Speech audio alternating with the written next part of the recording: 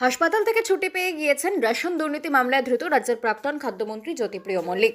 Presidency জেলে ফিরে গিয়েছেন তিনি। বুধবার জেল কর্তৃপক্ষ আদালতে সেই তথ্য জানিয়েছে। জ্যোতিপ্রিয় আদালতের শুনানিতে ভার্চুয়াল মাধ্যমে উপস্থিত ছিলেন। শ্বাসযন্ত্রের সমস্যার কারণে হাসপাতালে ভর্তি করানো হয়েছিল তাকে।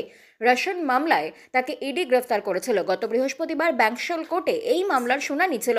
শুনানির সময় জেল কর্তৃপক্ষের তরফে আদালতে জানানো হয়, কয়েকদিন ধরে জ্যোতিপ্রিয় হাসপাতালে, এতে ইডি অসন্তোষ প্রকাশ করেছিল। জ্যোতিপ্রিয়ের শারীরিক অসুস্থতার কথা বা তার হাসপাতালে ভর্তি থাকার কথা কেন্দ্রীয় সংস্থাকে জানানো হয়নি বলে অভিযোগ।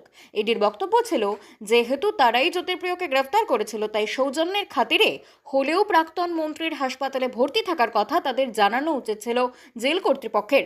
বুধবার জ্যোতিপ্রিয়ের মামলার আবার শুনানি ছিল। আদালতে জেল কর্তৃপক্ষ জানান, হাসপাতাল থেকে ছুটি পেয়েছেন প্রাক্তন মন্ত্রী। তারপর ভার্চুয়াল মাধ্যমে তিনি শুনানিতে যোগও দিয়েছেন। বাংলা খবর, আপনার রাজনীতি, আপনার আওয়াজ।